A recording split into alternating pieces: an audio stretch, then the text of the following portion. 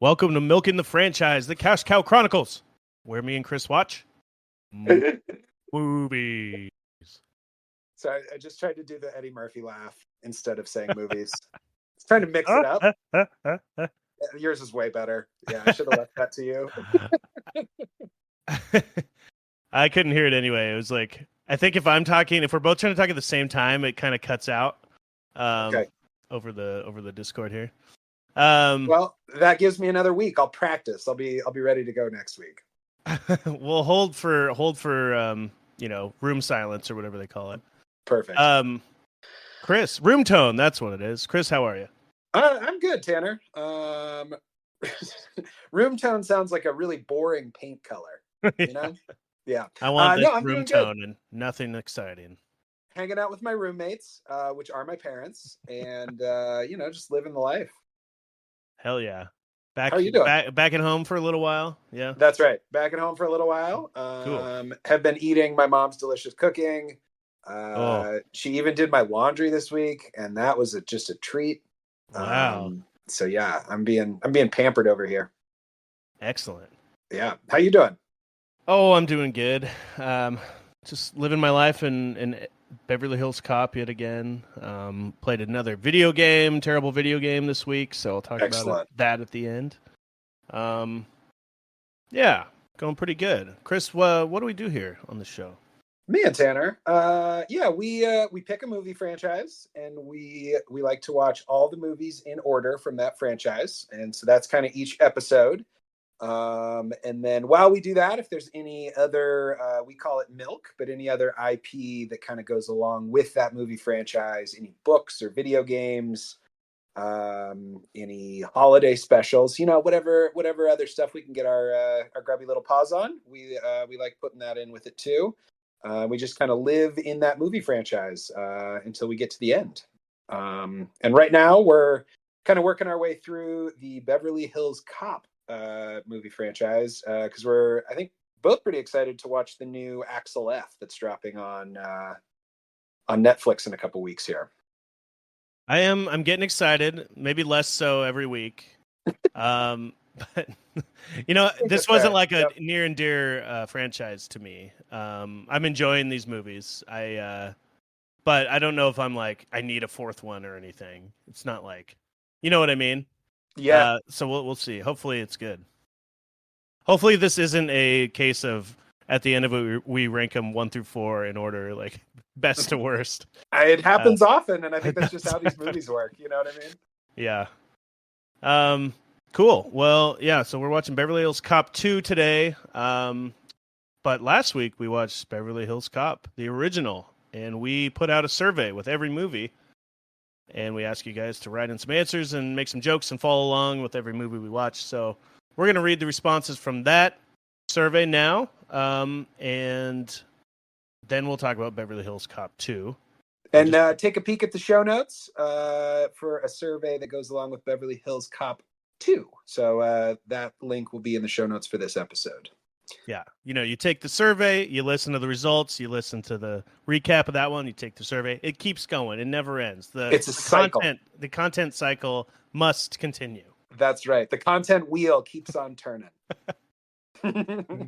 All right, let's do that. Beverly Hills Cop 1, we asked you your favorite supporting character. Taggart is the big winner. Ooh. I definitely liked him the most myself.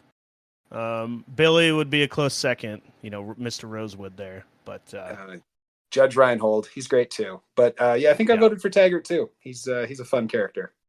Yeah. And then favorite Axel Foley moment. So we decided his character trait is, how would you describe his character trait? Just like brazen confidence. He just lies his way through situations. Mm-hmm. Yeah, he'll get himself in hot water and he'll just talks over people, talks super fast, and confuses them, and like talks in a circle and gets his way into places. Yep. Favorite Axel Foley moment. There's a tie between pretending to have herpes simplex 10 to enter the country club and Great sending sandwiches to the cops to distract them. Also a great moment. Yeah. Yeah. Runner-up would be banana in the tailpipe, of course. Everyone's favorite moment. And then we asked you to make up a fake STD name, as we just mentioned there. The herpes simplex 10. Maybe it is actually real, but I actually don't know. But it sounded like he just made it up to me. It did sound like he made it up. So I think the question stands, even if it's a real STD. We definitely talked about it enough during the episode. So here's some responses. We got Krabby Patties. Ooh, ew. Clams. And Gone Baby Gonorrhea. That actually sounds like something you take to cure gonorrhea. Yeah. A little more like Boston themed too. Isn't that where that movie took place? Maybe. It's definitely an Affleck. It's Casey Affleck, and he could be the sales pitch guy for that. Or patient number one. Who knows? I think it's directed by Ben Affleck too. Okay. And then pubic ticks. So everyone's thinking the same thing. We got little bugs in there. Very gross. The slam. Oh, the clap. The slam. Like kind of one of those ones. Yeah. Midas hepatitis. I figured that one would turn your ding dong golden. Hey, got a case of Midas, I've tried worse things to make money, or something like that. The cops. Next question here: the cops stop a robbery at a strip club, which seems like a terrible place to rob. What are some other stupid places to rob? We got the police store, McDonald's. Good. Yep. Gun store. It's next to the police store, so you can it's like a one-stop shopping thing. The business kimono warehouse. Yep. Nice. And dentist. I guess you can get some laughing gas from the dentist. I guess so. Man, I don't know. They might have some cash under the table. Yeah, but they'd stab you with all those sharp little tooth implements. I think a gun store. Oh, I mean, you probably will get shot trying to rob a gun store. You're right, but I was thinking, they're at least valuable. Oh, yeah. Business kimonos are also a hot item on the black market. So, then we asked you to rate Beverly Hills Cop. 100% of the vote went to about a 4 out of 5. Okay. Yeah. So pretty good movie. Yeah. It's a fun watch for sure. It's a fun watch. It's maybe, I don't know if it'll give it 20 more years. I don't know if it'll hang, stand the test of time. We'll see. But I still enjoyed it. Which brings us I think our criticism last week was kind of that it was sort of a boilerplate, kind of a normal cop movie. And it's really just Eddie Murphy and the music that elevates it above that. For sure. But super, super fun watch. So now we got Beverly Hills Cop 2. It's the sequel to the movie. Came out in 1987. Great year. It was a great year. One of the best. We were both born that year, so That's right. I remember it fondly. Good vintage of podcast hosting. It came out in 1987, directed by Tony Scott, who is, director of Top Gun. I'm surprised he went from Top Gun to this. Like, usually, once you do such a huge movie, you don't take over another franchise. You kind of can do whatever you want. But he took over a franchise. I feel like that's kind of rare. Yeah. Did he do the third one as well? No. That was actually John Landis. So a lot of famous directors in the series coming in. But I'm looking at Tony Scott's movies here. He's done some cool stuff. Last Boy Scout and True Romance and The Gray. Crimson Tide, Enemy of the State, Spy Game, Man on Fire. Yeah, Unstoppable is one of my favorites. His last movie. I think that's my favorite Tony Scott film. Have you seen that?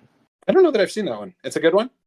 Yeah, it's 2010. It's like a runaway train movie, and it's just straight to the point. Denzel Washington and Chris Pine. It's like one of the best just straight action movies Okay. of that Cool. decade. Yeah.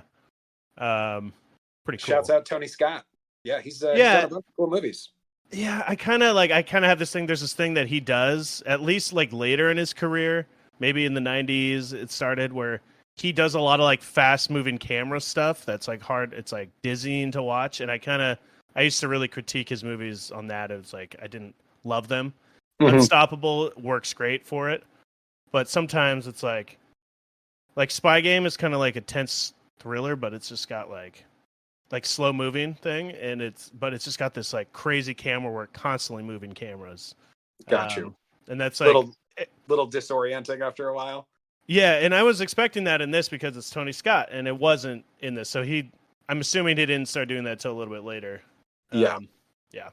So, but yeah, Tony Scott, some good stuff there. Where do you want to start with Beverly Hills Cop 2?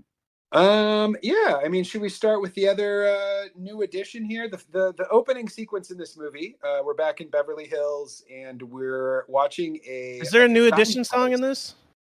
Oh no, I was just going to talk about Brigitte Nielsen. Yes. Keep going. So there's a diamond heist, and there's a gang of thieves led by Brigitte Nielsen, who I mostly know from her romance with Flava Flav, but really, this time, I mean, she was on VH1 all the time with those reality shows. Oh, she looks like it. Yeah.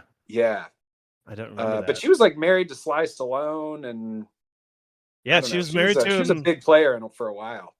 Yeah, she was married to him during this movie, but they were only married for 2 years. Okay. And they did the movie Cobra together, which we watched on Bad Movie Night. Yeah. A while back. And at one point, he looks at a poster of Cobra while he's on the phone. Did you see that? Oh, I missed that. That was in here? Yeah. That's It's a little Easter egg thing. And then they divorced like right around when the movie actually came out in 1987. So quick fling. So she's a real tall blonde. Did they meet on the set of Rocky IV? Must have, yeah, because 1985. I'm looking at it here. Yeah, that came out in 85, and she was Drago's wife or something in the movie, right? Yeah, so Rocky stole Drago's girl. Hell yeah. Go Fuck those Rocky. Russians, man. America. She's also in Red Sonja I think that's an Arnold movie, yeah, or like a Conan spinoff or something. Oh, okay. She's like a big warrior princess thing. So real tall woman. And she's robbing a bank. Tell us about it. Yeah, man. I don't think it's a bank. It's like a jewelry. Oh yeah, jewelry store. But they have a ton of jewelry, and it's all under glass. And you kind of see her and her crew go in, and she's kind of counting down the time as they break the glass and steal a bunch of jewelry and take off before the cops can get there. So that's kind of the intro.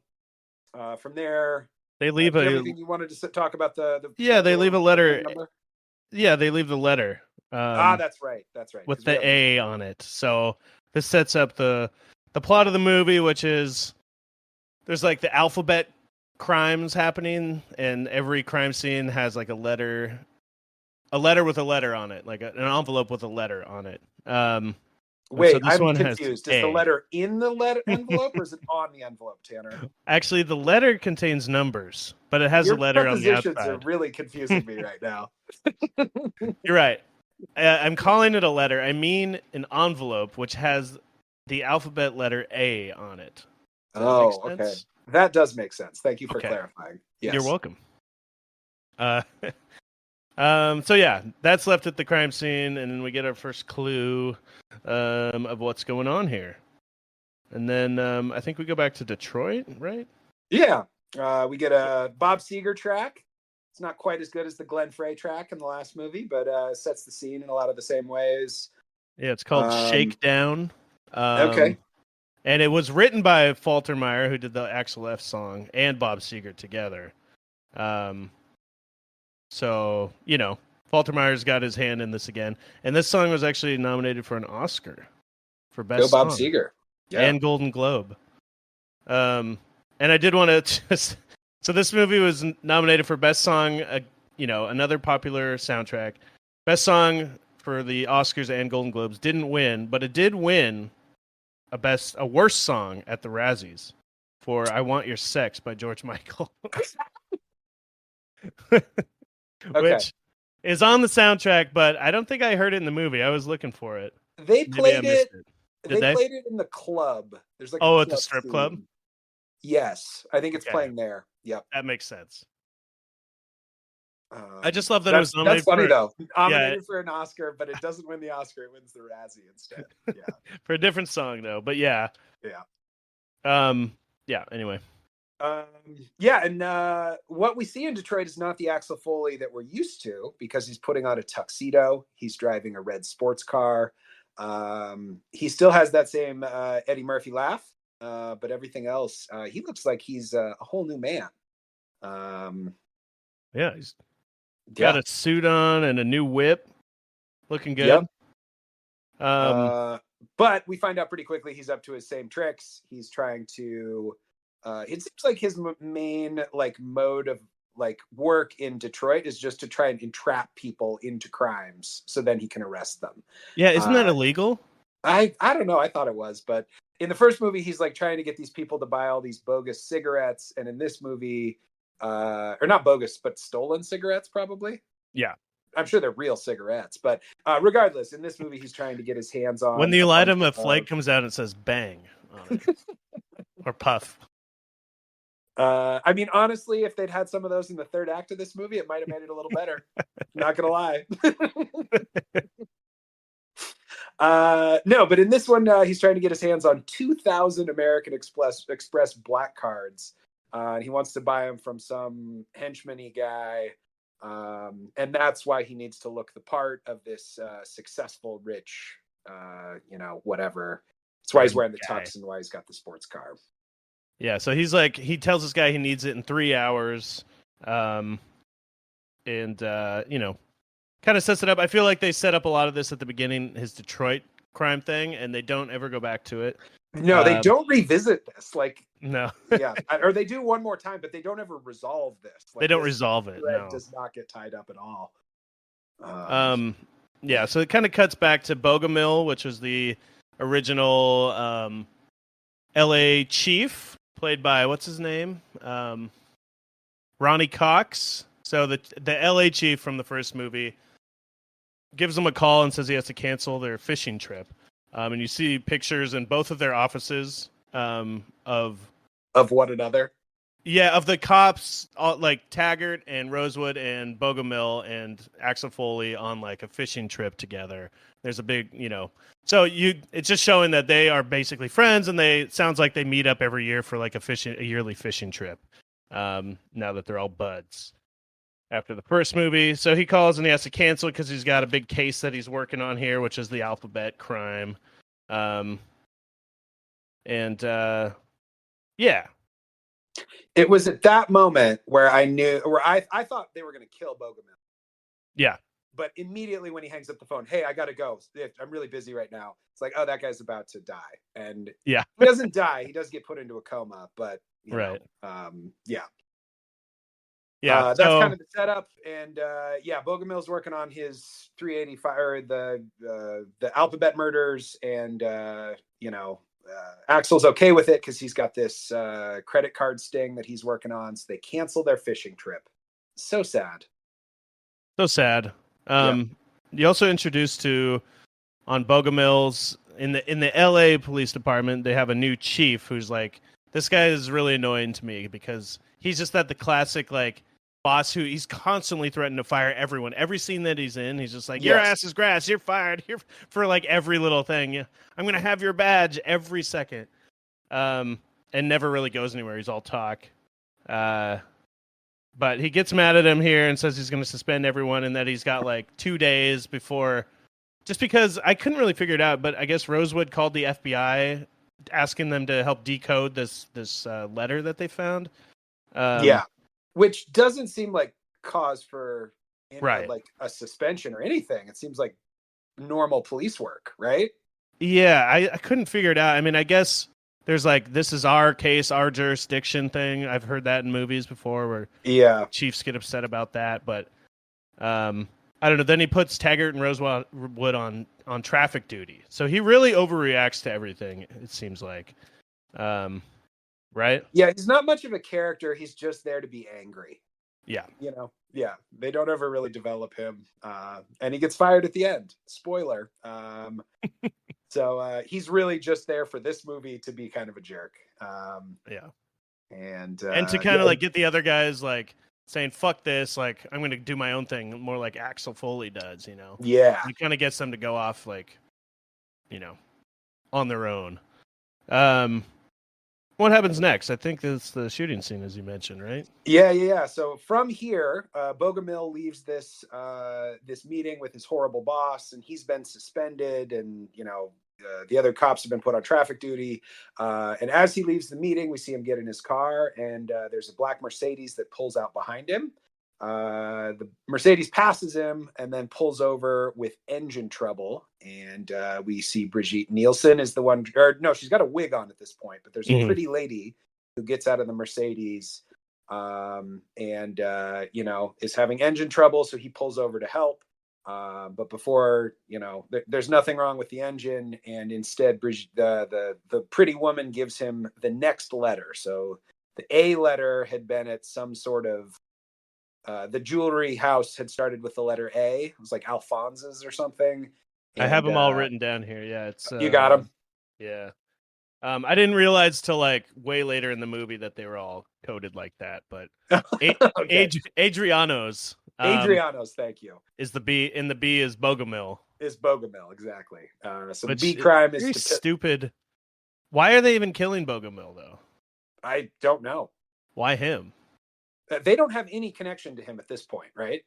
I mean, no. I mean, he found that first letter, and he's obviously going to be somewhat on the case because he's a cop. They got to expect a cop to be on the case in some respect.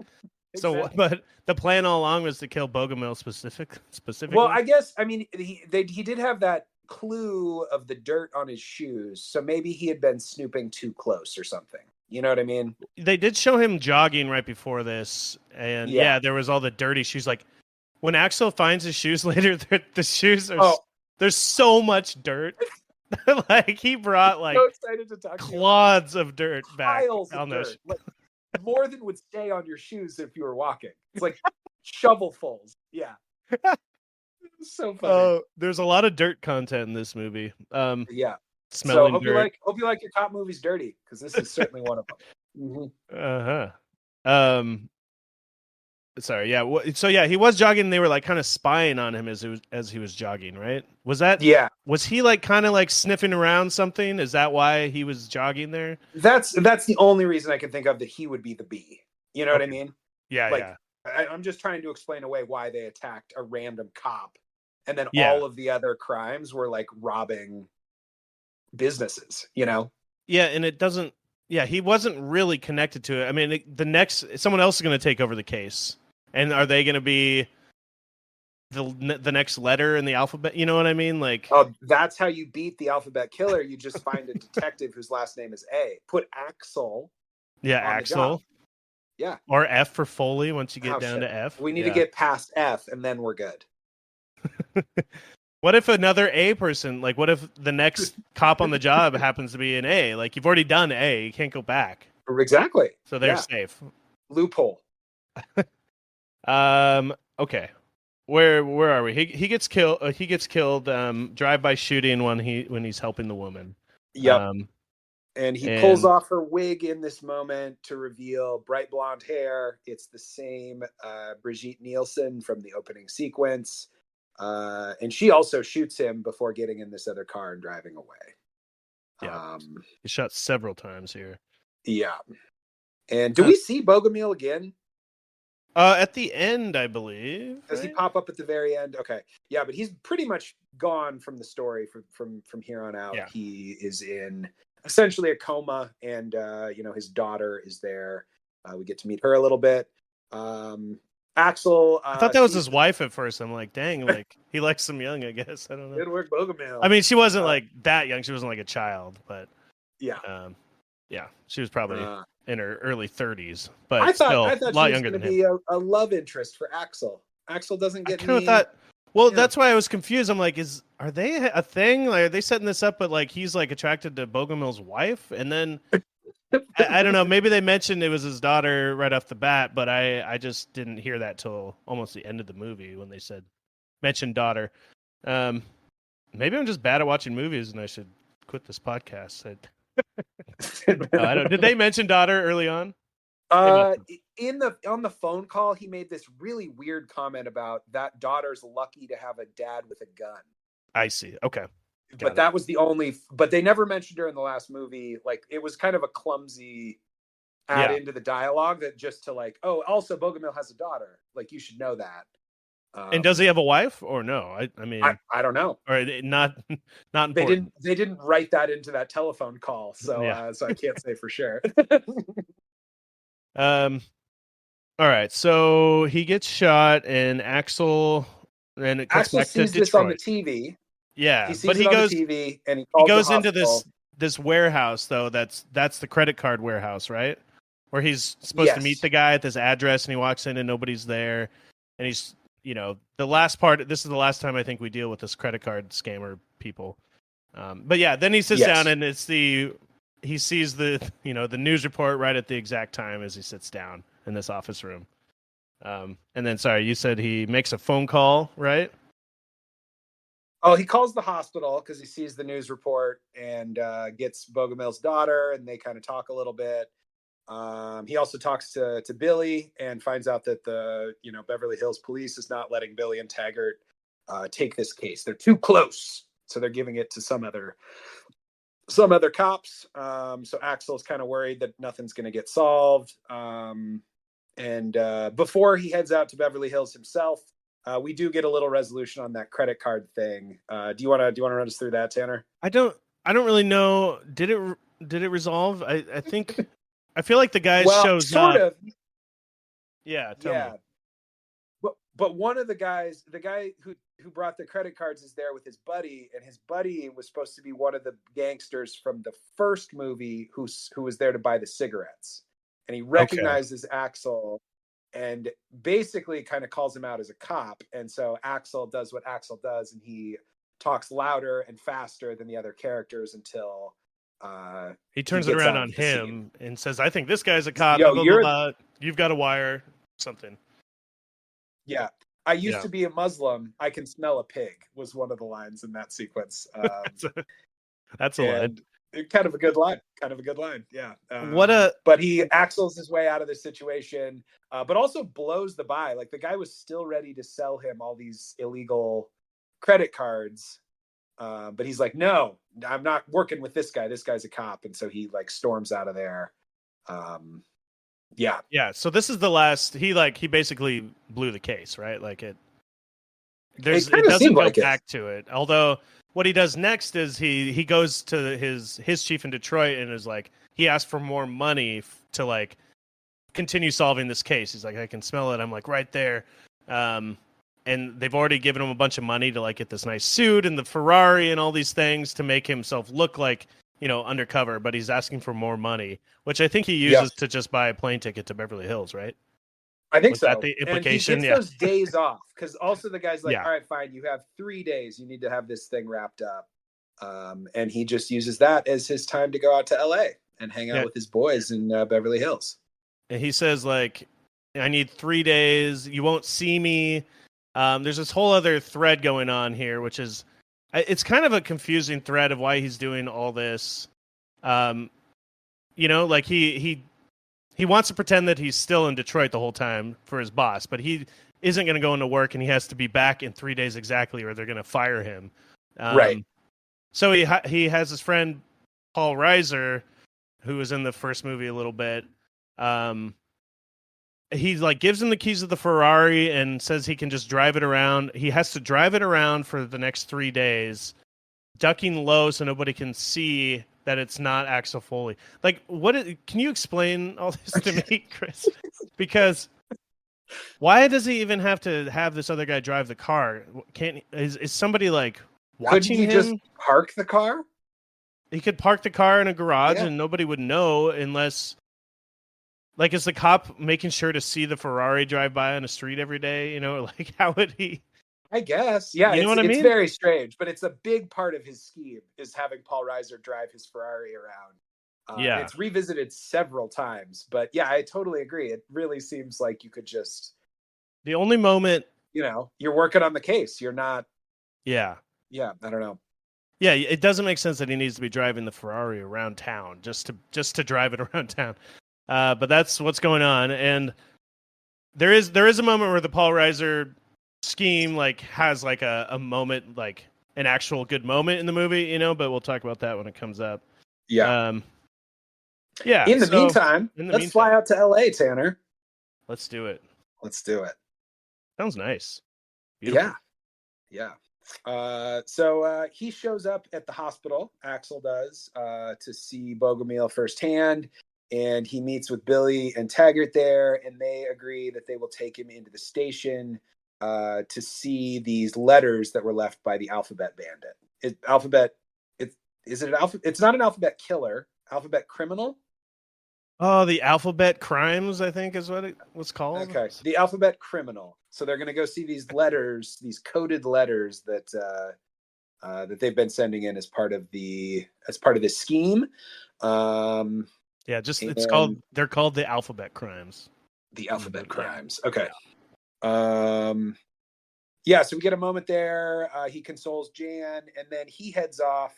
Instead of staying at that fancy, what was it? The Beverly Hills Palm. Wasn't it the Palm Hotel or something? Yeah. Instead of doing that this time, he shows up at a super fancy house that's under construction and finds out that the homeowners are on vacation in Hawaii while this construction's getting done.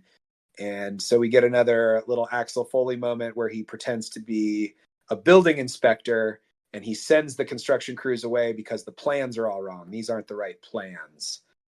Yeah. He says he's the Beverly Hills building inspector. Mm-hmm. Yeah, wrong plans. He confuses them all, sends them all home.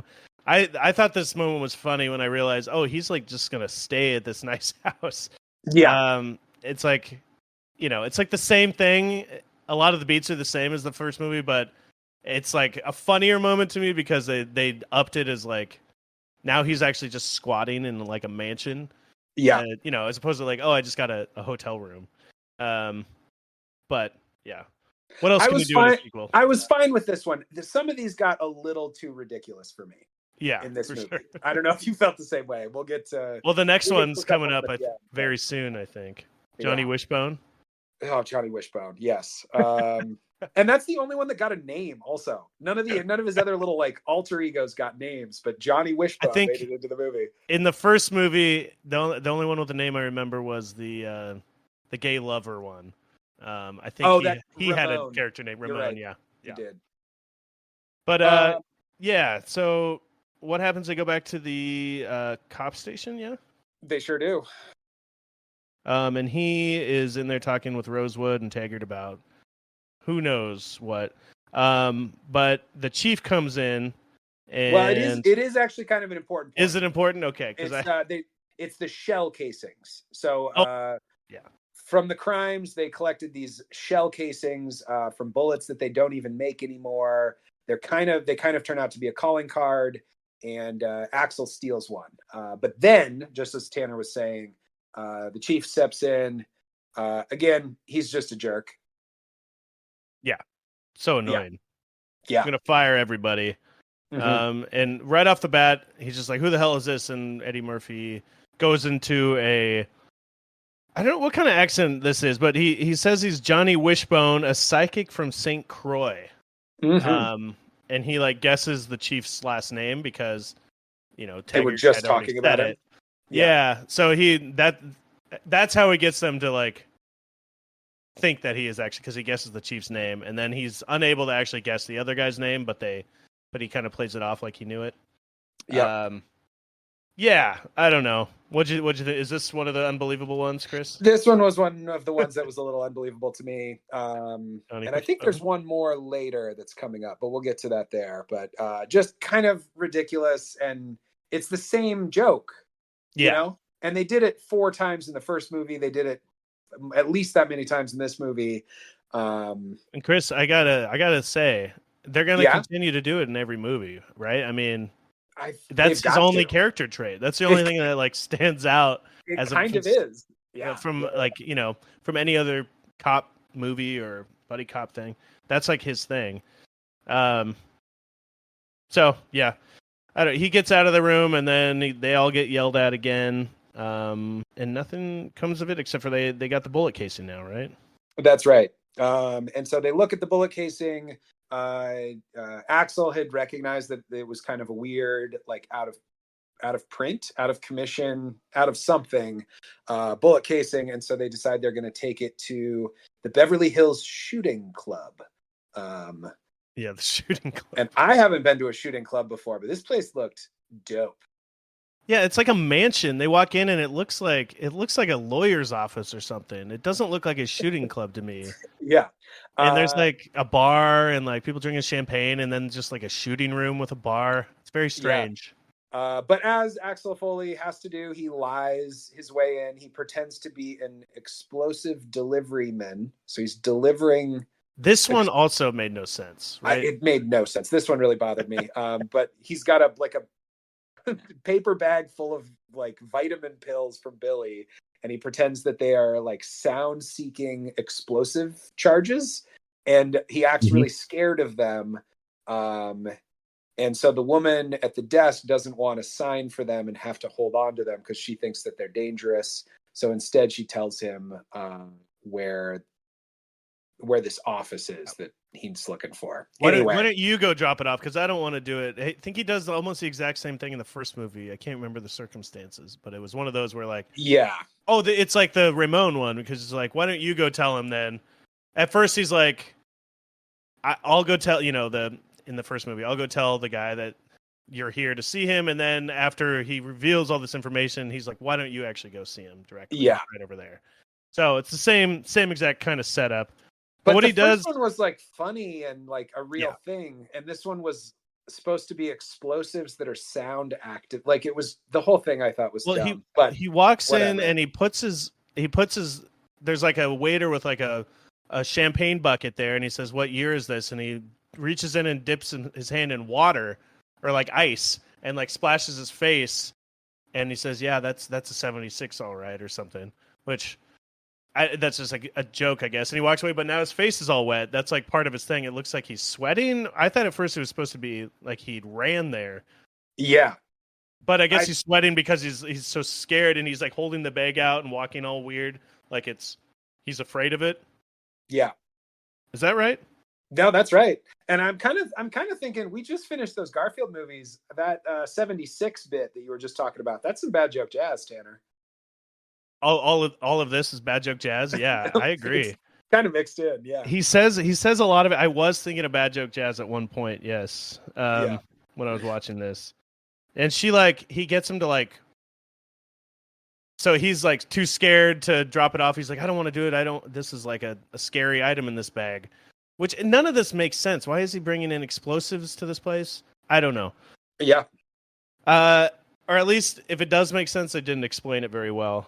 But he like gets her to pay him to take it to the office too, so she ends up giving him $20, and he is making some funny jokes in the joke jazz here about like, this is my kid's shoe money. I got $20 worth of shoe money.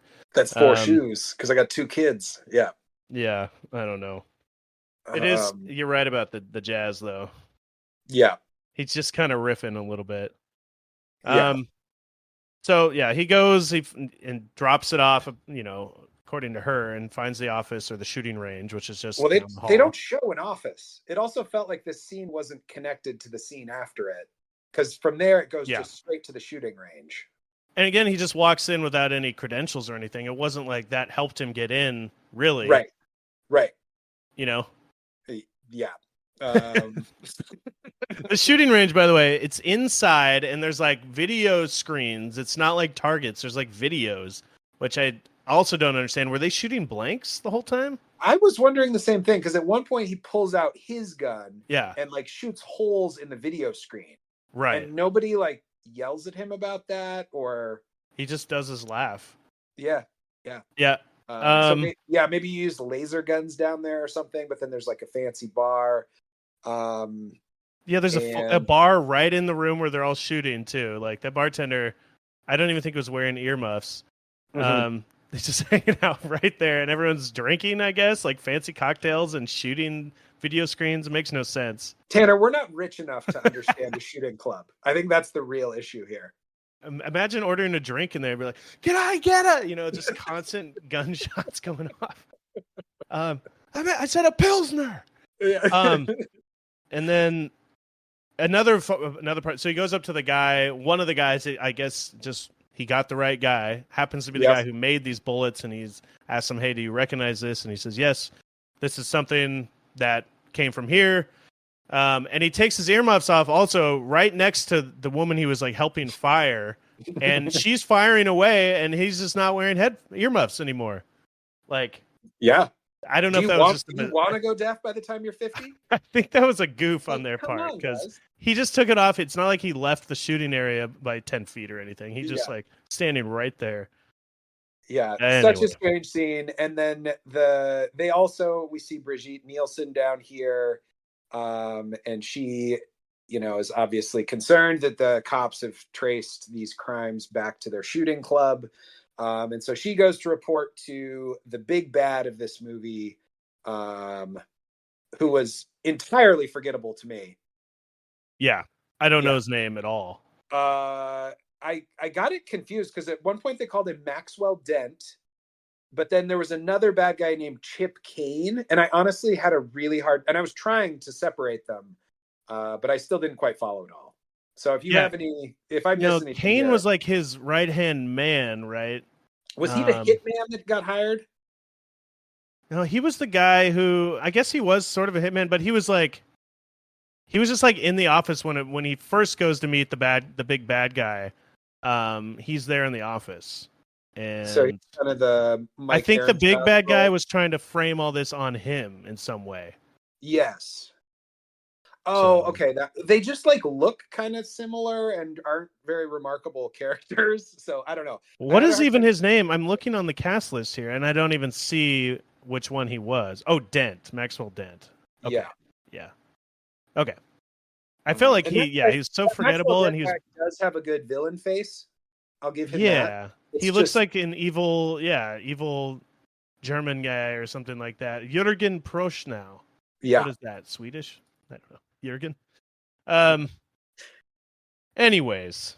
So is this where he meets that guy? Yeah, well, he doesn't meet him yet. Or yeah, I think he does. He like Brigitte Nielsen goes in to tell him that they're here, and I think he walks out and like talks to Axel a little bit before kicking him out. Yeah. They say they're going to make him a member, and they get his address, and then kind of send him on his way. Like she's a more effective villain, right? Because she kind of is like this tall blonde, a little bit different of a villain. She stands out. Yes. Um. And she can like wear disguises and get away with stuff. So I feel like he. By the way, speaking of disguises, another tangent here. So at one point, they rob a place coming up here, and she's wearing, like a mask and sunglasses and covering her face. The first time they do it at the jewelry store, she doesn't No, wear any disguise. none at all. So Yeah. they have evidence of like, somebody saw a 6'1" blonde woman in the store, like, and then she's Who at the could gun that have club, been? like, yeah. And Yeah. then he's like, there's how many 6 foot. This is actually coming up right after this. And when he leaves this place, he's like, I think this is the girl. How many other, she's a 6 foot tall blonde girl at this place. And they're like, there are a dime a dozen out here, tall blondes. Yeah. But I mean, there's no way that's too big of a coincidence. Anyway. Well, they had to show off that they'd gotten Brigitte Nielsen, in that Yes. opening sequence. You can't put a mask on that. I guess Why that's get true. Brigitte? They wanted Yeah. us to know that we got like a hottie in the lead here. Oh yeah, Not just for not sure. just someone in a mask. Yeah. All right, where do we go from here? Let's see. What do we do from here? Yeah. Oh, from here we go to Bogomil's. So Axel breaks in and he finds a couple clues. First off, those ridiculous dirty shoes that we mentioned before. Yeah. Piles of dirt next to these shoes. And then also he finds I a mean, couple news. Go ahead. what kind of person doesn't like, at the very least, stop? Isn't that what a welcome mat's for at your door? Like to stomp your feet at or like kick the dirt off your shoes before you enter your house? Yeah. And wouldn't there just be like, he made it all the way to his closet where there's Yeah. still a shit ton of dirt in the closet on his Piles of shoes? dirt. Wouldn't there just be like I don't know, like I don't a pile, just like a trail of piles of dirt. Like how much would have fallen off by the time he got to that point? And he was You know what I mean? right? It would have fallen off of the shoes. Yeah, He was but there are running. piles of dirt. So I mean, I can't imagine the cleanup inside the house to get to the closet. You know what I mean? Just like a trail of dirt. Like I can't even. What's the word for like a lot of dirt? Just a pile? I don't know. I want to say trove, but that's not right. Go with trove. I like it better. Yeah. Anyways, just way too much dirt. Does he find anything else? Funniest moment of this whole movie, I think, was seeing that. I love this. Yeah, it was great. What does the dirt actually? I don't really get the dirt connection either. It connects at the end, but very loosely. He goes like Bogomil was here or something. The way this movie works is like every single time they find a clue, it leads them to a new place that gives them one new clue. And then they have to go to a new place and find one new clue. And that's how and every single time they're right. Like they find the right clue at the crime scene. You're so right. And so this one comes in handy at the end. But it really pays off. The clue that they use right now is this 385 North. Like a couple newspaper clippings, and we had seen Bogomil like holding them when he was on the phone with Axel at the very beginning of the movie. So they decide they're going to go check out the 385 Club. Yeah. And in another classic Beverly Hills Cop moment, they go to another strip club. Just because this is rated R, and we want you to know this is rated R. We can throw some titties in here. Why not? You know, we don't really have enough violence or language even. Like, there's some, but, we got room for some titties in here. Yeah, and we're not going to write them into the story. We're just going to put a titty bar scene in here, Yeah. Yeah. Yep. Yeah, so they go there. They see some Thermopolis guy. I didn't really understand his connection to the bad guys, but he's the clue that they get here. And then the matchbook. We'll get to the matchbook in a second. But while they're at the skin bar, the main bit here, the way they get in, the way Eddie Murphy Axel Foley's his way into this club is he pretends that Taggart looks like Gerald Ford. Oh God, I missed that somehow. Okay, it was a very dumb bit, and add it to the pile. But anyway.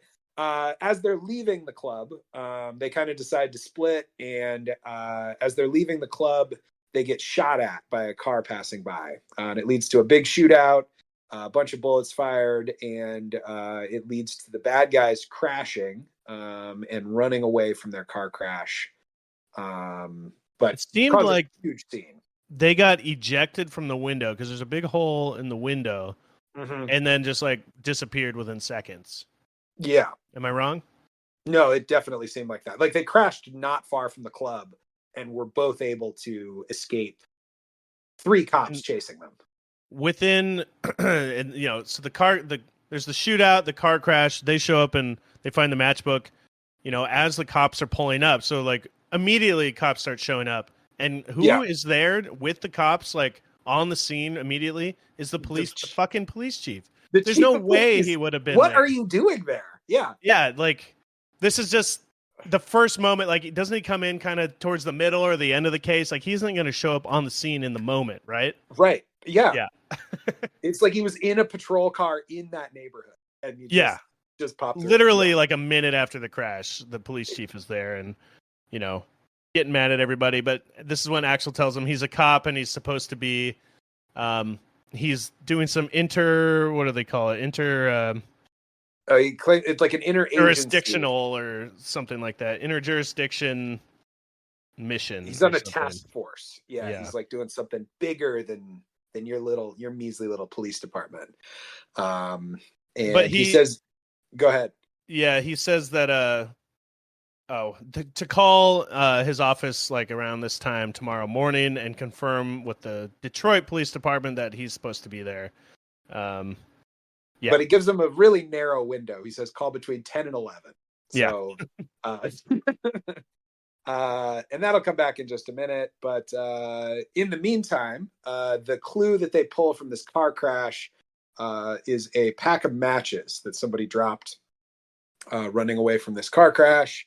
And they take it back to Billy's place. We get to see the inside of Sergeant, Lieutenant. What's a cop? Detective, cop, it looks like. Detective. Billy Rosewood. There we go. We get Cop to go Rosewood. inside of cop detective Billy Rosewood's place. He has a ton of plants. He also has a ton of guns and a pet turtle. I don't know, kind of a little character building for Judge Reinhold. You get a little bit of both of theirs earlier. They mentioned that Taggart is like getting his wife's leaving him again, but she went to stay with her mom, and then she's back at the end of the movie. So you get the feeling that him and his wife have a I don't even know, tumultuous relationship. Mm-hmm. Yes. And then Reinhold is a loner, kind of living alone with his plants and his turtle, right? Yeah. And then there's kind of a funny running bit that starts around here, maybe, or maybe not yet, where he pulls out a knife and they're like, "We need to talk, Billy," or something. And they say that like 3 times, where he has then he has a gun, a bigger gun somewhere, and then he has like a trunk full of shotguns at the end. Yeah. And they're like, "Billy, we need to talk." A pretty big red flag at that point. Yeah. So I don't really know what they're trying to say about him at this point. Right? What are they trying to say with the weapons thing? I'm not really sure. I'm not sure why that got added to his character, because he was like the little innocent one in the first movie. Right. Maybe he's all grown up in this one. That's like what they're going for. But they wouldn't be like, if they found Axel has a trunk full of guns, they wouldn't be like, "We need to talk, Axel. What's this?" Or like, he has a knife on him. That's not that crazy. Yeah, like you're right. Carrying a knife as a cop. He carries a gun through all of these movies. Yeah. So. Yeah. Anyway, but the other reason that they swing by Billy's place is Axel has some little like super glue trick to pull fingerprints, and he's able to find a complete print on the matchbook that they got at the car crash earlier. But are we not going to talk about this? Go ahead, please. Well, he takes him. Okay, there's a turtle cage, a terrarium, and Eddie Murphy makes some jokes about what's a turtle's dick look like, and wants to see the turtle's dick, and he takes it out of the thing. But this is all leading him to like his little. He has a lot of MacGyver-isms in this one. They definitely gave him more of that. Yeah. Yeah. So he puts super glue in the top of the lid for the super glue, puts it in the terrarium, which I guess is the terrarium necessary for all this. But is it like more humid? I was just more humid and contained, maybe. Yeah. So he puts the matchbook and the super glue in there, and then within like 5 minutes they go back to it, and there's like a fingerprint, clear as day, on there. Yeah, in like black and white too. It's like fully colorized. Yeah, very. Yeah. I was just gonna let him have his little MacGyver moment because this movie's from 1987, but it was kind of odd. Yeah. No, the other one like works for me, but this one, it's strange. I mean, maybe it is scientifically accurate. I don't know, but it doesn't seem like it. Anyway, so he gets the fingerprint. Great. Yeah, but they have to go back to the station because they don't have like the technology to figure out who the fingerprint belongs to. But at the station, they figure out that it goes with that the fingerprint belongs to Chip Kane, who the guy we were confused of earlier of who. Yes, one of the 2 most dangerous bad guys. Yeah, and they're kind of like, well, can't be the main bad guy, but he's connected to it, so they get that clue. Mm-hmm. And then they decide to go to the gun club and break into the gun club. To the gun club. And we get another MacGyver moment here where he uses a piece of gum and some foil to disable the alarm on the door. And then he like wedges the knife into the lock and opens it, no problem. So I was a little more okay with this one. Would you agree? yeah, I mean, it seemed like something straight out of MacGyver. I don't really know the science Yeah. behind it, but it seemed less ridiculous than Slightly more plausible. a clear fingerprint from superglue fumes inside of a turtle terrarium.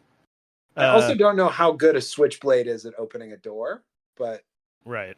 That's just movie magic. I'll let him have that one.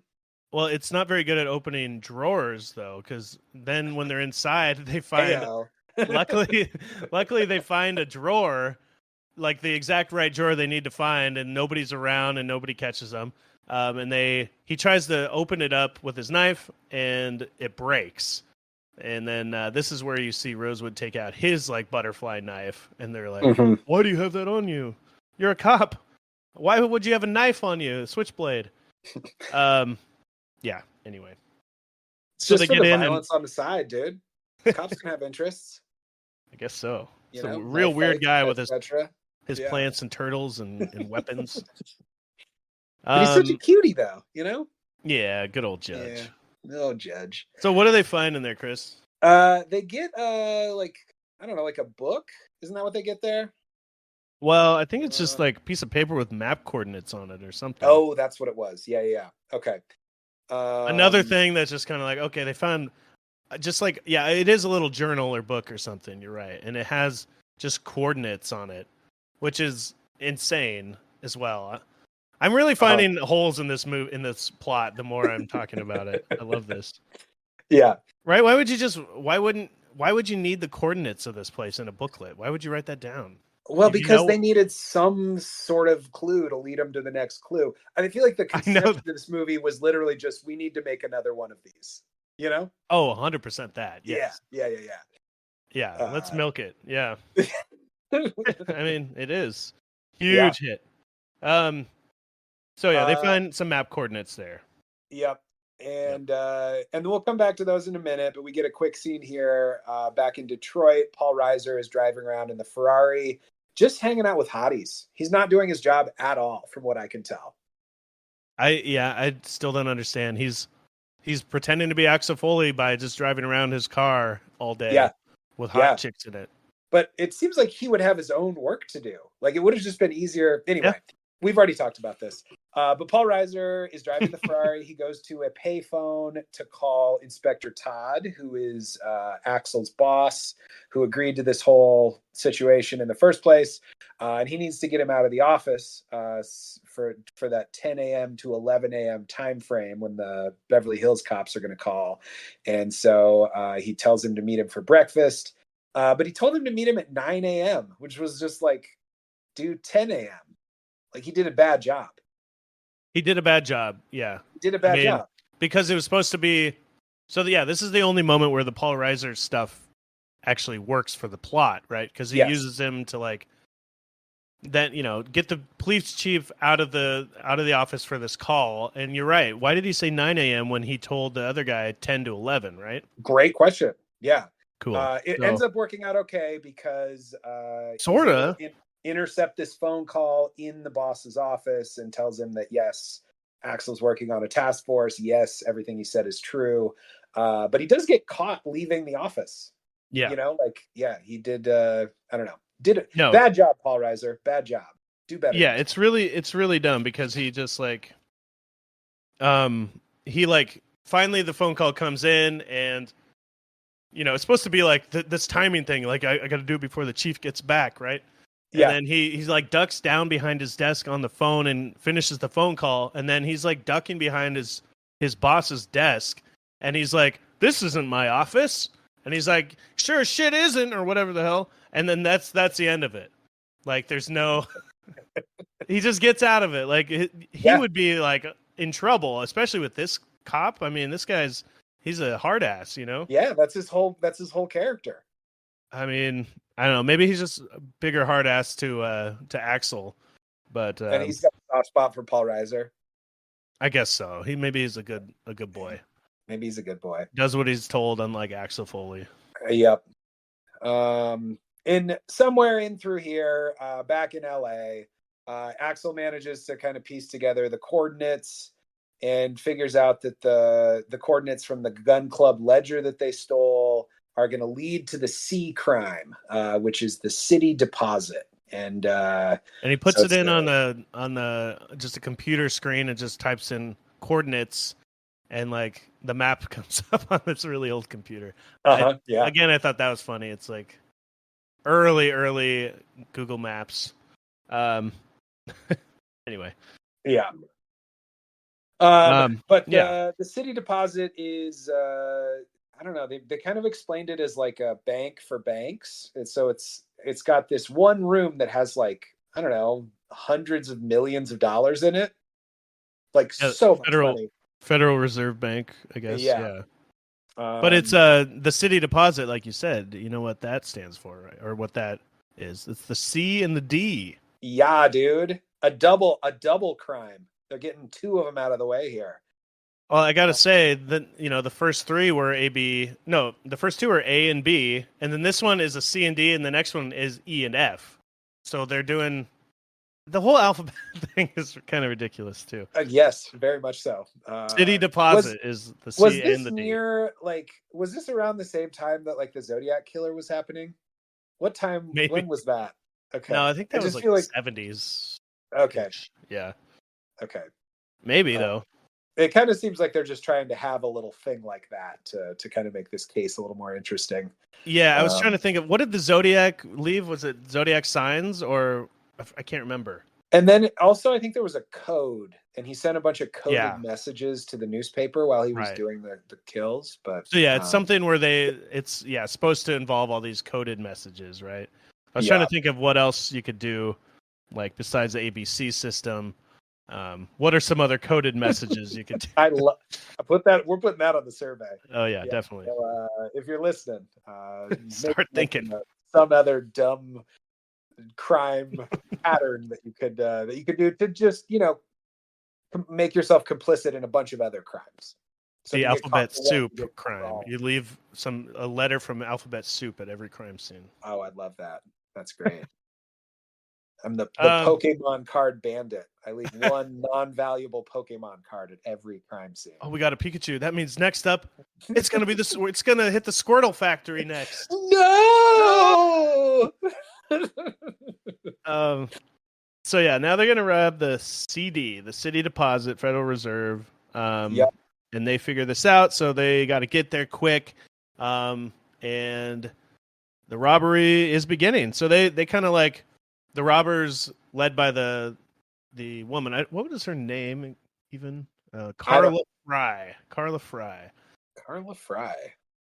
Nielsen is such a better name for that person. Oh, that's a great name. Yeah. Yeah. Mm-hmm. But they blow a hole in the roof and they enter in, just start blasting people and stealing money. And this time they have 3 minutes to get in and out. Every one of these is like a timed heist.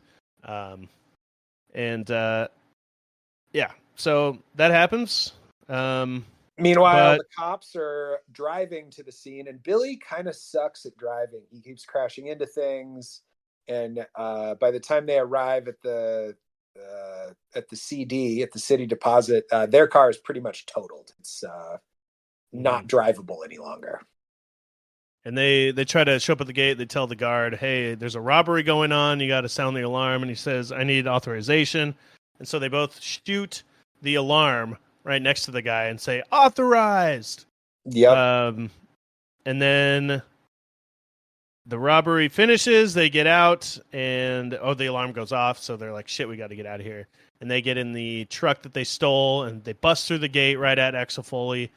And then Rosewood, since their car is destroyed, like you said, he gets a cement mixer. Yep. And we get our first big chase scene, right? I think it's our first. Yeah, I think it is. And it's a armored car running away from a cement mixer. They basically just run into a bunch of cars. Yep. Was there much more to this chase scene? Well, I don't think so. How does it kind of culminate? Because I know where they end up, but why do they end up there? I missed the connection. Well, they end up finding. They lose the armored car, and then they find it. and it's parked on the side of the road, and it's been cleaned out. And then from there, they notice like tracks in the dirt, Oh, and more so dirt. That's right. more dirt. Very dirt based movie. And they follow the tracks, and where the tracks lead, because we're in LA, where do they lead to, Tanner? The Playboy Mansion. Of course. Yeah. Yippee! I was hoping it would make an appearance in this movie, and it did. Oh, thank goodness. Yeah. Yeah, again, Chris it's Rock rated is there R. as We need to add some LA. more titties. Yeah. No, yeah, Yeah, Chris Rock is out there. hmm Yeah. Keep going. Chris Rock is there as a valet. He has a super short performance, but it's fun to see him.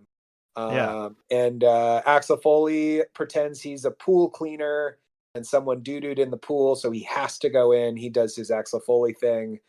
I thought this one was also kind of a stretch and kind of stupid, but it's fine. Yeah. Then when he gets inside, they're kind of like looking around for whoever robbed the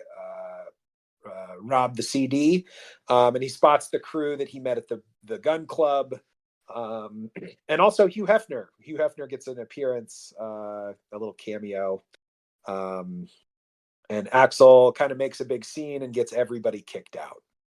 Yeah, did you mention that he tells the woman at the front desk, the Playboy Mansion front desk, that somebody shit in the pool? Did you say that? Yes, I did mention that. Do you want to talk about that some more? I'm happy to. No, just that he goes to that point and he's got to clean it, and he's like, "I'll bring it here and show you to if you want." He always has that moment where it's like they don't want any part of this, so that's his like, you don't want any part of this, like let me do my thing and let me in, and he offers to bring her the turd. I was just gonna say, I was gonna go back and say that this was, I think, Chris Rock's first movie or appearance in a movie ever. So, oh, really?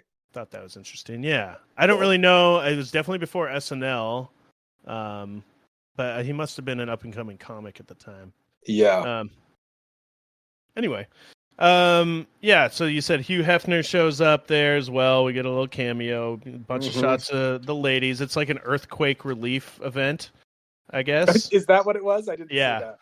Earthquake relief, and yeah, some dick jokes from Eddie Murphy, and he confronts the big bad guy, who I still can't remember his name. Maxwell Dent. And basically does what he does in the first movie, where he goes straight up to the guy and says, "I know you killed these people. You killed cops." Like directly says it to him, and I'm going to arrest you when I get the evidence, kind of thing. And Hugh Hefner kicks all of them out. Yep. And we get some bad joke jazz, just kind of like riffing on, oh, this guy ruined the party, that kind of stuff. Yeah. There was one guy at this party having a lot of fun. Did you clock this guy? Yeah, there was a volleyball net, and then just a bunch of Playboy bunnies, just hotties, mostly dancing around the volleyball net, and one dude in a tux who was having the time of his life. Yeah. He had a drink in his hand and really going for it dancing. And not even like but just like he is having a lot of fun and dancing around, like you said, around the volleyball net. And there's sort of volleyball happening, but mostly they're just kind of. This guy's not playing volleyball. He's too deep in the dancing, dude. It's like, can't believe he's here, Yeah. So anyway, how does that even end? Well, don't forget, before we leave Hef Manor, we need to get our clue for where to go next. And Axel, in this confrontation, was able to lift the address of an accountant from one of the bad guys. And so now we're off to the accountant's office. I missed so many of these little tiny moments. Well, how did he lift it? Like out of his pocket, or he pickpocketed him when they got in that confrontation. But so much of this, it's just a little trail of breadcrumbs that we go from one place to the next. Yeah. So now we're off there. I also had another question for here, because at this point they said that the crime was foiled and the money was safe. That's what I had thought too. You said it was cleaned out earlier. But I thought, did they get all the money from the drop car? Did they leave the money there and then they drove away? I don't know. I was confused. I only heard that this part where it was safe, because I kind of missed. I fell off, or I was writing notes or something when before they got to the mansion, So I Okay. kind of missed what happened with the money. Okay. Well, I Um, also missed what happened with the money because I thought that before they had gotten away with it, and that's why they were chasing them. Um, but then yeah, here they definitely say that they got the money back and the money's fine. yeah, So, yeah. Anyway, um, but they go to visit the accountant, and this is another up and coming stand up comedian from this era. A little appearance from Gilbert Gottfried. yeah. Maybe one of his better performances before he was like, a little just playing himself constantly. I like this scene quite a bit. Yeah, I did too. He was I fun. thought he was funny. Yeah. His name's Sidney Bernstein. Um, Sidney Bernstein, and he's like an accountant. And what's their little exchange here? I mean, Axel goes in as he always does with a loud lie, and he basically tells him that you've got too many parking tickets. We're here to collect all this money and like bring you into jail because you're truant on all these tickets. And he gets Gilbert Gottfried to agree to give him a $200 bribe, and then also lets him use his computer, which seems suspicious. It seems like a bad accountant would do that. Yeah, well, yeah, he makes it seem like, well, first of all, they're going to arrest him for these parking tickets instead of Yeah. just like, he's like, it's my wife's car. You can't arrest me. He could have just, he bribes them to get them to leave, but instead, couldn't he have just paid the ticket right then and there or something like, okay, I'll pay my wife's tickets. I didn't know. Yeah. I don't think it's an arrestable situation necessarily. No, I totally agree. But it had to be for this scene to work. Yeah. And he's like, I need to use your computer to get rid of these tickets Yeah, I'm gonna online. delete them off of your computer. Even though the internet doesn't exist yet. So Uh-huh. how would all these systems be linked? Great question. Anyway. All right, and now She finds a new clue. We need a couple clues, right? Because we've used all the ones that we've seen to this point. And so he gets on the computer. We're clueless at this point, just for a minute, but not for long. Just for a minute. But don't worry, they give us two right here. Because as he's on the computer, he sees that there are Costa Rica flight logs or tickets or something, or visas or something. And so Dent is planning to cash out and fly to Costa Rica.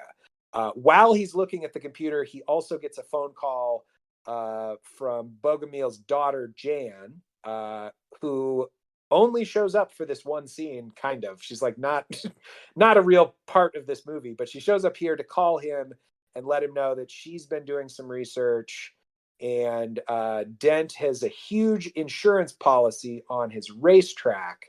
But other than that, he isn't doing very well financially, and he's let a bunch of insurance policies on his other businesses lapse. And so the racetrack, did you catch the name of it, Tanner? Yeah, Empyrean Fields, EF. Great. So there's our EF for the alphabet code. Bada bing, bada boom. This has got to be the next spot that they're hitting. And so they leave the accountant's office, not with one, but with two clues going forward. How'd I do? I mean, better than me. Yeah. Yeah. They went over that shit pretty quick, but it's kind of important to the plot. So the clues were that it's Empyrean Fields and it's insured. Those are the two clues, or and then also the trip to Costa Rica. That's what he got on the computer. Yes, so which he's planning on getting out of town. They needed to go visit this dude was to get that clue. Yeah. Like you said, the breadcrumbs leads you one place to the next, one place to the next. Yep. Super easy formula if you're writing something, and especially if they don't have to make much sense to get there. Right. Lie your way into the situation, find a clue, move to the next. It's kind of what the storytellers are doing here. Yeah, it's a very Axel Foley way to make it. I'm kind of excited to talk at you, and you won't put together that there's a million freaking little plot holes. I'm looking forward to finding more of these in the next few movies. Yeah, without a doubt. Assuming they keep the same formula. Formula, yeah. Yeah. They're like Taggart's kind of like, why would they rob their own racetrack? Well, if it's insured, bada bing, bada boom, he gets all the money back. Yeah, and he knows exactly how to rob the place because it's his own security system. So yeah. So now we go to the racetrack, right? Yep. And so they're gonna rob like the cage room, whatever it is, where they keep all the money at this racetrack. Tons of people placing bets, and they got to do it within a race time. So within like the 1 minute or 1.5 minutes long race, whatever it is. Yep. Maybe it was a really like long couple furlongs of a race. How long is a furlong? I know they use that in horse racing. So they do not use that in horse racing, do they? Yes, they do. Yes. Is that what you use furlongs? We used to go on Mother's Day with like my mom's side of the family and my grandma to like the horse races. It was like a family thing, and as a kid I would go there and I wouldn't be able to place bets, but I know a little bit about it. All right. You know, hanging out, growing up at the track when I was a kid, you know. Yeah. No, but I'm pretty sure a lot of times you're a track baby. Track baby. I'm addicted to it. No, I haven't gone in a long time, but I do remember that's the only time that I'd ever see the word furlong actually being used in like was a at the real track setting. Yeah, that makes sense. Which I also find funny. They have to rob in the middle of this thing, so it's another timed robbery.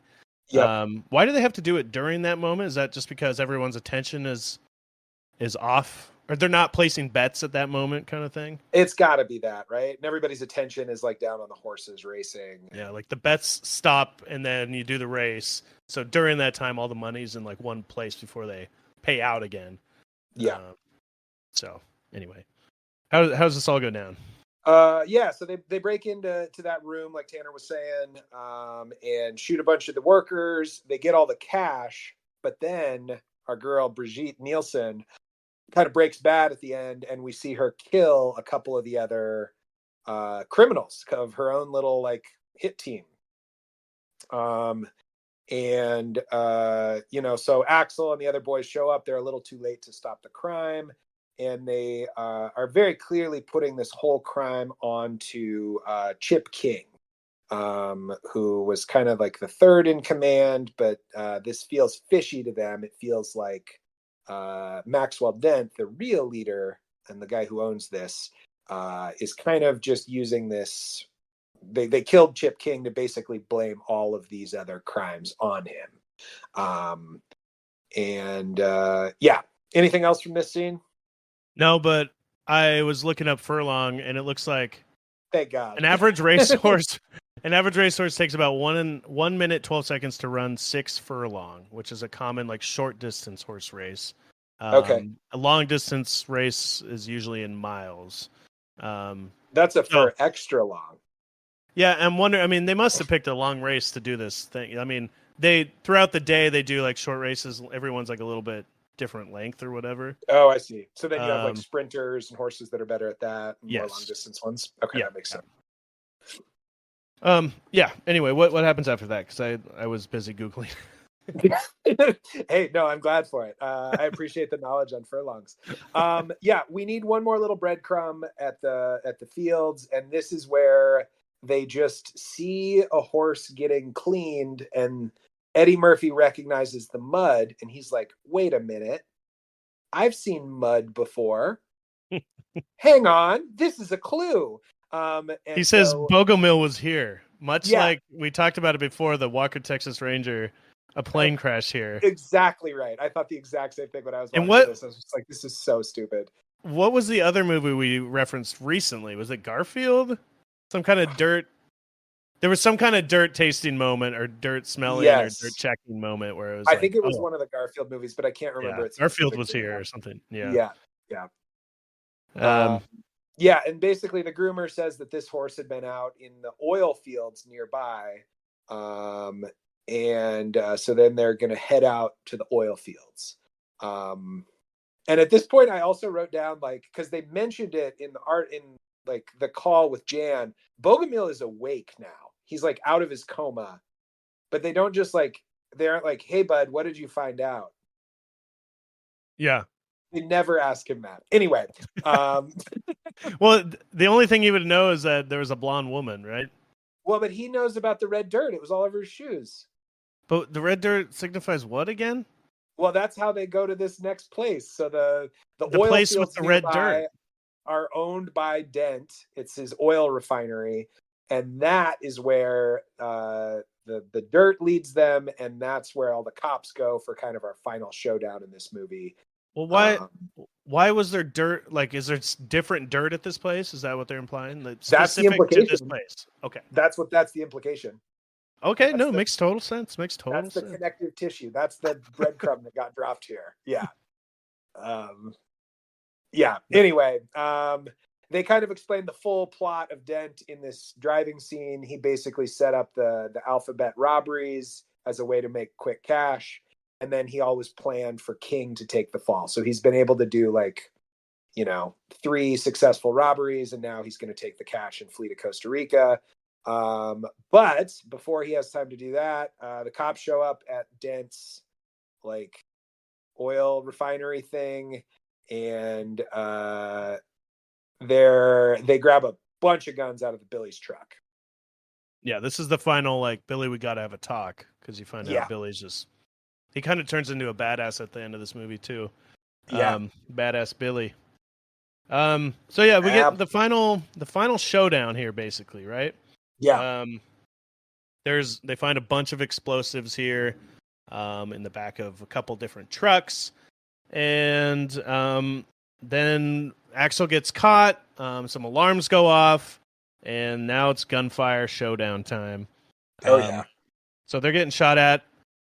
They're all together behind these boxes, and Billy picks up a RPG. So there's like rocket launchers here, and Billy just continuing with his new trait as a badass, resident badass. Yeah. He even like says, "Here, Billy," as a joke. Taggart, like, "Here's a rocket. Here, Billy. This is Billy's department now. The heavy machinery or the heavy guns, heavy weaponry." And he just kind of accidentally, a truck is getting away, one of the trucks with all the weapons in it, and he accidentally shoots it. Pretty much. I wanted to talk to you about this. Sure. Because he just has the missile launcher just kind of like resting across his arms. Yeah, he's looking at it very just like they're getting shot at, by the way, while this is happening, but he's kind of like reading the directions. It must be written on the bazooka. Like, lift this, you hold the safety, do this, blah, blah, blah. And he's kind of doing it step by step. And then just like hits fire. Like, basically, I don't even know if it's on accident, but it's just kind of like, yeah, it shoots it, and it happens to shoot a truck like a quarter of a mile away perfectly. Wouldn't it have like launched the launcher out of your hands? Like those things, I thought you had to like put a shoulder into them because there's too much blowback. Totally. Right? Yeah. I mean, there'd be some kind of blowback. It would have like, yeah. Yeah, he's basically like holding it underneath with one hand, like kind of like resting it on there. Yeah. Yeah. Yeah. But that's what happens. Maybe he's such a badass that's all he needs to control. It's Billy. We know Billy. He's Billy Badass, all right? He's Billy Badass. That's what they've been leading up to this whole time. Oh my gosh. Yeah. So one of the trucks explodes. That's great. Immediately or pretty quickly after that, Axel runs over to another truck full of weapons and tosses a grenade in there. Kaboom. Huge explosion. Then everybody surrenders. That's my take of the whole fight. Did you catch anything else? That's about it. There's a couple more little things here at the end because we have two villains left, and they're not going to surrender. Axel sneaks inside. It seemed kind of quick that these two, I mean, they're so outnumbered, but they surrender as soon as both trucks are exploded. It's like, well, we're done. We give up. The weapons are gone. No, yeah. I guess we'll go to jail. Anyway. Yeah. Then there's the final showdown. Tell us about that. Final showdown. I didn't actually get a lot for Dent's death. He sneaks inside. Axel sneaks inside and manages to shoot Dent as Dent is trying to run him over with a car. He gets a perfect shot through the windshield. Hits him in the head, and the car drives out of the building and explodes off of a cliff, basically. Another big explosion, yeah. And maybe that's what makes the dirt that color. Maybe that's how Axel knew. Oh, the explosion. You can smell the explosion on it. That makes sense. Makes sense for the logic here, yeah. Yeah. And then let's see. Brigitte Nielsen is about to shoot Axel. She's got her gun cocked and she's ready to pull the trigger, but Dagger gets his moment of glory and shoots her first. And yeah, that's the end of the bad guys. Anything else from that scene before we get to the chief? No, I just a very lazy, I guess, joke right at the end, and Taggart's just like, women, like, Yeah. they're gonna kill you. I don't know what it's supposed to. I don't know. Just Maybe that's why he has all these marital problems with his wife. She keeps trying to murder him. Yeah, because he thinks women are. I don't know. Whatever. Yeah. Whatever he's trying to say here. Women, huh? Women, huh? Yeah, and then again we get some wrap up stuff here. The chief shows up and is like, "What the hell are you doing here? You're all fired. Fired. I'm going to take your badge." He's just like, again, going off firing everybody. That's his only line. Yeah, it's like, I'm going to fire you. Which seems weird because there's like a lot of evidence that there were crimes going on at this place. Well, at first he doesn't know why, and they're acting out of order. You know what I mean? Like they're not listening to him, which is all he really cares about throughout this entire movie. And he also had taken credit earlier for solving the alphabet crimes already, even though he was wrong. And Reinhold stands up for himself and like yells at him, tells him he's wrong and why he's wrong. And then the mayor is there, right? And yes. He fires the chief. On the scene, like minutes after all this stuff went down. The mayor and the police chief show up together. Mayors are busy. They have stuff to do. Mayors aren't involved in crime scenes. Yeah. At all. The mayor of LA? Yeah, I guess so. Like that's or Beverly Hills. Beverly Hills, yeah. It's still an important job, but okay, fine. Yeah, it makes no sense that the mayor's here. And that I guess he has the power to fire the police chief because is that what it is? Because do you elect police chiefs? Maybe? You elect sheriffs. I feel like police chiefs might be political appointees, but I don't actually know. Yeah. So anyway, but he fires the chief right then and there. He's like, "I'm tired of your abusive behavior. You're too mean," which he is. He sucks. And so everything's good there. The chief is fired.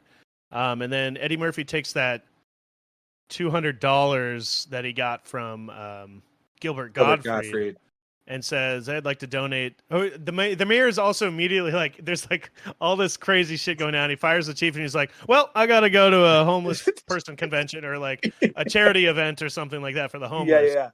And he's like, "Well, I got to go." Just right off, tons of people are dead around him. It's just thanks for no time boys. to let it settle in. Yeah. Yeah. But Eddie Murphy says, "Here, donate it in the name of whatever Gilbert Gottfried's name was in the movie." Yeah. So another joke there. Yeah. Any other thing from the end here? They wrap up a little bit of the stuff going on back in Detroit. We find out that Paul Reiser crashed the Ferrari. His boss is pissed. And then Axel says his goodbyes. And then just as the Andersons, which is that family he was staying in their like rich person house, just as they return from vacation, we get a freeze frame of Axel driving away. And that's the end of Beverly Hills Cop 2. Absolutely. Yeah. Well, Chris. Tanner. What do I think? Sure. You go first. Would love to hear your thoughts. What do I think? I think, I think I enjoyed it as much as the first one, honestly. Okay. I think the plot holes are a little bit thinner, and it's probably a worse movie overall, or more mediocre. Definitely not as fresh, but having not been a huge fan of any of it really, because I hadn't really seen it all the way through, I thought it was just as entertaining, just as funny as the first one. Okay. Which is like, yeah, I don't know. I thought I enjoyed it. I did. I didn't. I think it's worse, but I think it's just more of the same. And having watched them, it still is just as fun as the other one. I think there's more of even though the clues don't make any sense, I think there's more of a mystery going on of what's happening than the first one, right? Yeah. So they tried that, and I think some of the setups, I did laugh out loud a few times just because it was so ridiculous, like the house squatting or stealing a house or whatever. Yeah. maybe I was just more engaged just because I'm in the world of it now. I don't know, but I thought it was fine. Yeah. What about you? I mean it's a fun movie. I think If you I hate, agree with you on most of those parts. I think for yeah, me, like I had a problem with how forgettable the bad guys were. sure. I feel like if they had just made Brigitte Nielsen the main bad guy, it would have made the movie like much easier to follow, at least, because I kept getting her Maxwell Dent and Chip Kane confused.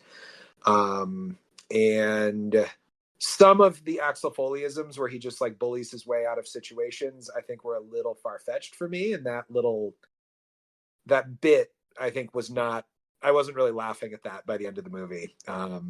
But I do agree. I think doing it like kind of like finding clue after clue after clue and like setting the movie up that way was a little more fun because it gave him a little more police work to do. Like more of this movie is police work than the first one. The first one's a lot more goofing off. Yeah, I mean, it has the same energy, and it also gave Billy and Taggart a lot more to do in this movie than it did the last one. So it's kind of more of a buddy cop movie. And I don't know. I like all three of the main leads, and so just giving them more to do, I think, is a good thing. So, yeah, I would say I like the first one more. I think it's a more cohesive movie. I think it has it's more fresh, like you said. But this one I think is a worthy sequel, even if it does have some plot holes and some bits that dragged on a bit for me. Yeah. Did you think it was timeless or a time capsule? I would not put this one timeless. I think the first one is more Or timeless neither. than this one. And even as a time capsule, I mean, it just doesn't stand out from the first one to me. Like this is it's fine. It's a fine sequel to that other movie, but I feel like you really have to enjoy the first movie to get out of this movie what you need to get out of it, you know? Totally. Yeah, and it doesn't have the same like hit songs we talked about. Well, there was hit songs, but not quite as like didn't stand the test of time, I don't think. They did use Axel F 7 times in this movie. I counted that again. There you go. Hell yeah. Yeah. But again, like that's like just a rehash already. Like it's not a new track by this point. Yes. So, yeah. So, yeah, I think it's a time capsule or maybe none of the above for this one. It's definitely not like a timeless movie. Do you think it deserves another sequel after seeing it? I mean, I would say so. I mean, I think this one gave me a lot more hope for like more movies in this franchise. Yeah. I mean, if you just had Axel move out to Hollywood in the next one and he solved another murder with a bad guy gang, you know, that's a fun movie. Yeah, I think that you need to have like a strong like fun police, you know, something fun to solve for the audience, right? Yeah, without a doubt. I don't know if it works. I think about this sometimes in these movies where they like, you know, everything that's happening, but they don't. And it takes a specific, I don't know. I want to be like intrigued of where it's going. Ooh, what are the threads here? You know, but the threads don't really matter. And you already know a lot of the stuff that's happening. You know who the bad guy is right off the bat, right? You know, It's not like a mystery. It's not like a Knives Out thing, like who done it. It's like, you already are aware, and you got to watch them figure it out. So I don't know. It's a tough.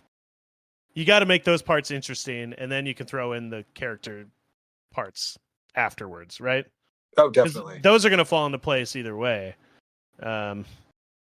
Anyway, and you just let Eddie Murphy riff. You know, I feel like that's what a lot of the Axel Foley stuff is. Yeah. I thought it was competently made by Tony Scott. You know, I don't think it was very flashy or he didn't take any big chances with it. You know, maybe he did Top Gun, which is a huge hit, and immediately did this because maybe it probably paid pretty well. Probably paid well. Maybe they wanted to like, hey, prove it again, make another decent hit, and then you can do whatever you want, kind of thing. Yeah. So, yeah, not bad. I did see, so this movie, as far as like sequels and all that stuff, it was a $27 million budget. and it made $299 million at the Wow. box office. So another massive hit. Yeah. I saw some reviews say that it was or something after, not a review of the movie exactly, but it said the most, what is it? The most successful mediocre movie of all time or something like that. Put So, this movie a little above mediocre, but that is a pretty funny. That's a funny review. I mean, yeah, I might give it I'd probably give it a 6 out of 10, which is entirely watchable, probably, but not like plus. wowing me. Yeah, mediocre plus. Yeah. Yeah, so like we mentioned before, nominated for some Oscars, won the Razzie. It won the Nickelodeon Kids' Choice Award for Best Movie and Best Actor. Sick, dude. I bet Eddie Murphy's got that one in the middle of his mantle at home. He's probably got a ton of those. But let's see. It had the hit song, so it was a big hit. The George Michael song was a #1 hit as well, or like a platinum hit. I want your sex on its own. The music video is just him dancing, and I think I've seen it before back in the day on like MTV or VH1. But that was a big hit, and then but I feel like the music isn't as legendary. Like it doesn't live on, like the first soundtrack does, right? Yeah, I would agree. Yeah. So mediocre again. Especially since they're kind of rehab. Axel F was the big hit on the score, and that's the one that won the was it the Grammy that year. And they basically just rehashed that song. That's a big part of the thing again here. Yeah. Yeah, it's the theme music at this point, Yeah. So yeah. Any other stuff you want to talk about before we get into some milk? Anything I forgot to bring up or? No, I think excuse me. I think we're good. And I don't have any milk this week, but I'd love to hear about what you got into. You don't? What about Crazy Frog? I mean, how many views did that thing have? 400 million or something? 4 billion. 4 billion. So I think billion. all of our listeners have probably seen it. Well, definitely.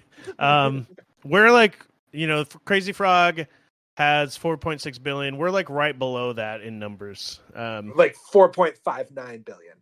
Yeah, below. Yeah. So we have one view. That sounds about right. No, yeah. So what we're talking about is this. I don't know how I even found it. We were just looking at something online. I was trying to look up the song Axel F.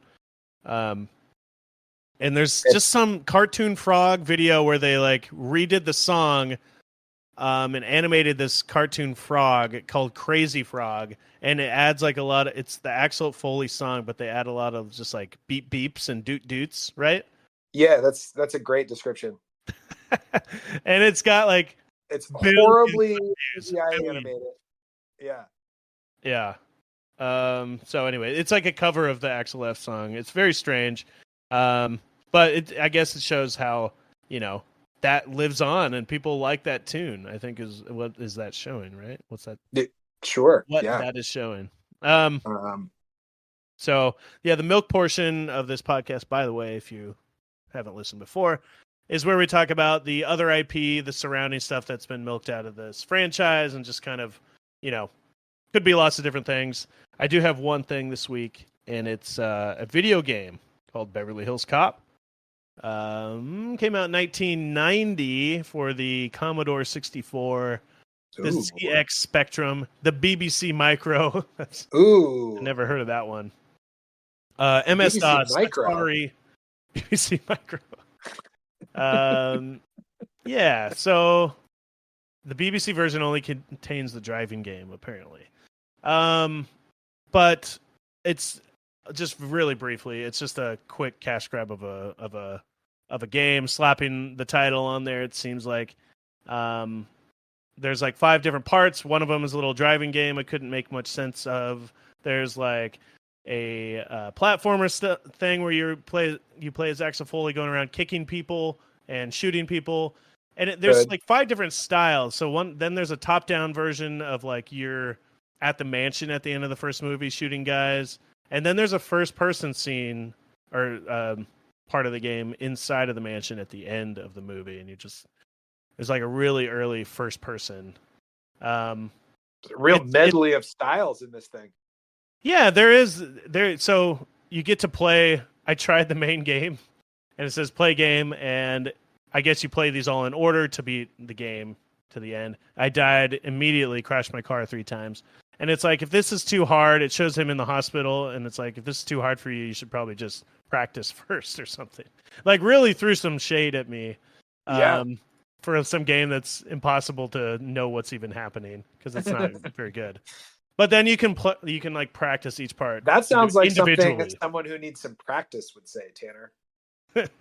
I did. Oh, and there was another driving game that was top down instead this time. So just some little mini games that you could have slapped any IP on it. It seems could have been a Garfield game. It could have been Garfield. Absolutely. Yeah. Probably is a Garfield game.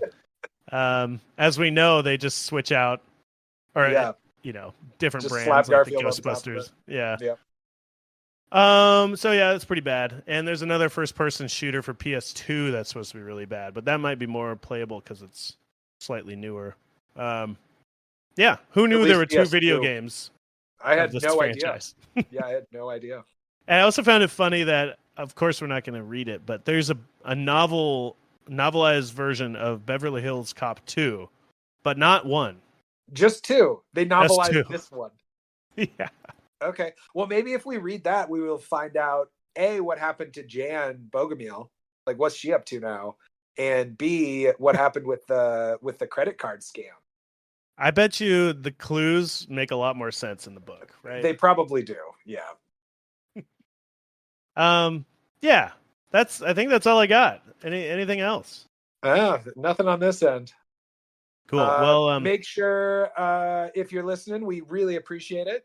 Make sure you like and subscribe, and also take a peek at our show notes. We've got a survey posted there that's linked, and help us make some jokes. We'll read them on the air next week when we talk about Beverly Hills Cop 3. Absolutely. All right. Have a good one.